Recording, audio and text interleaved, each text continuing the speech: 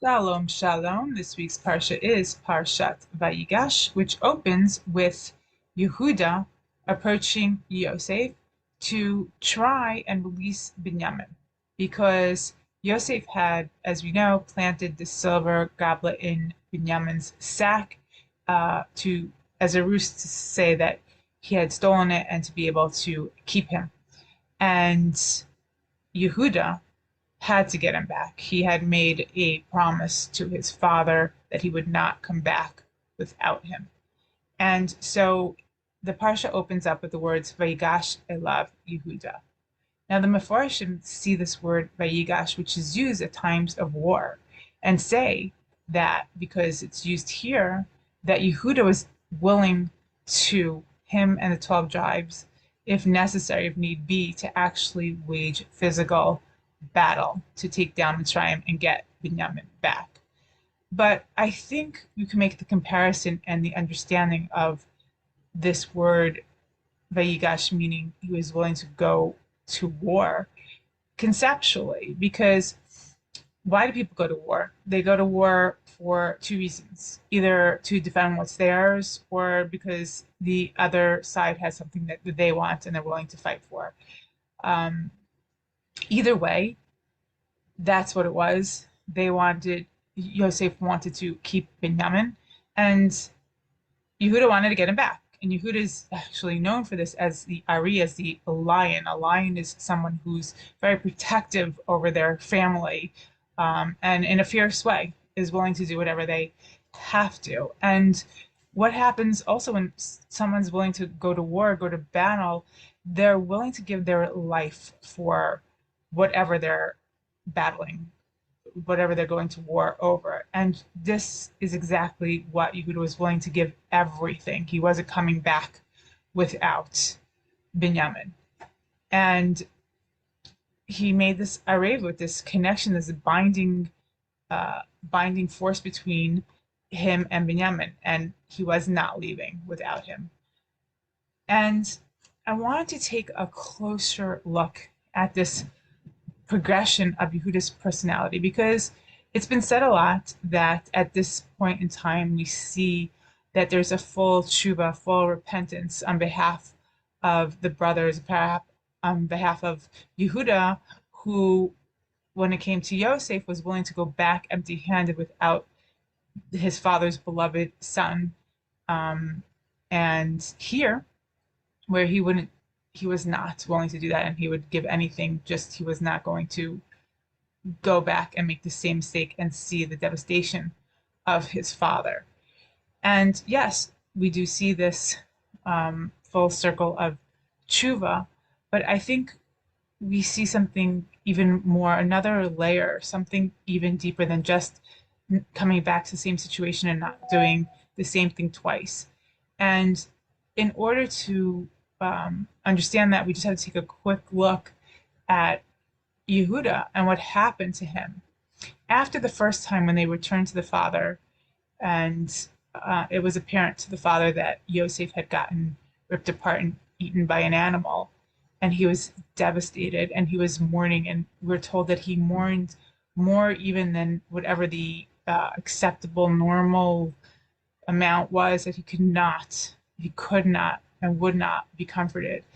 And this was very, very difficult for Yehuda. We're told right after this story that Yehuda got up and separated himself from the family. He went down from his brothers, it says. He had to get away from the family. He couldn't handle it, couldn't watch, couldn't be a part. There was this kind of avoidance of the family problems that was just too hard for him, I think, emotionally. And when he did that, we're told this whole story of him taking a wife and having three children, Er, Onan, and Shelah, and that his first son died, and he wanted the second son to take Tamar, the first son's wife, in a Levirate marriage, and so he gave Tamar to the second son, and the second son died, and instead of giving Tamar the third son, Shelah, he said, you know what? Shayla's too young. Tomorrow you go live with your father, and when the right time comes, then, we'll arrange everything, take care of everything. But he never did that. I think Yehuda here again was avoiding an issue instead of taking care of it, instead of talking about it. And he never um, gave Shayla to Tamar, and Tamar saw that as he got older, and she was still just a widow in her father's house. And then when Yehuda's wife passed away and mourning time finished, and she heard he was on the way, she dressed up like a harlot and slept with him just one time to get this. She wanted to continue the family line, and that's all she wanted. And it wasn't going to happen unless she made a whole plan herself. And then when she was found out, when it was told that Tamar was pregnant, and Yehuda had no idea that it was by him, and he told them to burn her at the stake, and then she produced the simanim, the things that he had given her as collateral, um, be, to ensure payment, which he tried to pay, and she disappeared, and he was never able to do that. And so she was left with his three items, his signature items that he knew were his. And when she produced it, he said, right then and there, he said, Sadkami Meni, she's more righteous than I. And he realized that he had avoided doing what he was supposed to do. He didn't take the proper course of action. And it was after that that obviously he returned to his family, because we told the story of there being the famine and them having to go down and not being able to bring Binyamin. And then when it was the second time that they had to go back, and Yosef said, "Don't come without Binyamin." Um, and Yehuda knew already, after all of his suffering, after having lost two of his children, and he understood, he could really empathize with Yaakov having lost Yosef and the potential of him losing another son. He understood that. He understood that fear that Yaakov had of losing another son, because that was the same fear that Yehuda had with Shelah, with the third son. It was something that he knew how to speak to his father in a way that would convince him, because he had that experience. And so when he told his father, listen, we have to go down, because if not, you're going to die, we're going to die, our kids are going to die. And it's not what he's trying to say between the lines. It's not just your two sons that you will have lost, you will have lost everything.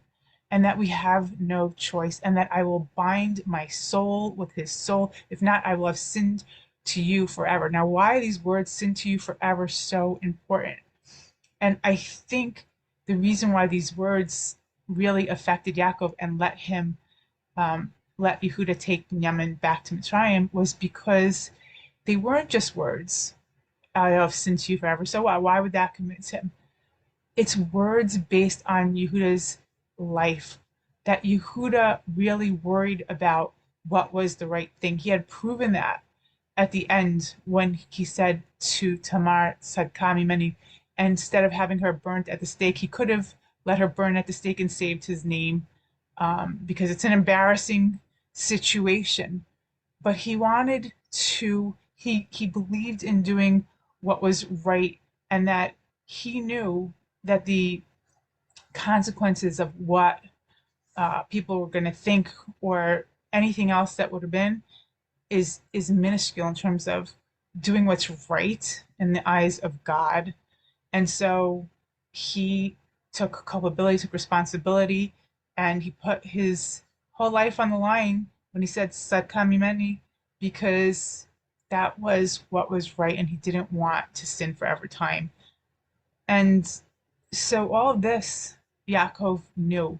He understood that Yehuda understood the pain of losing the children. He understood that what he was saying is, you'll have so much more to lose, not just two sons, but all your sons, yourself, and any future we possibly have. And the willing of him to bind himself with the life of Binyamin, that's the security that he really, when he stood there in front of Yosef, he really stood up to the plate. He did everything that he could. And when he came, as it says, prepared to battle with everything he had, what I think with everything he had was with all of his past experiences.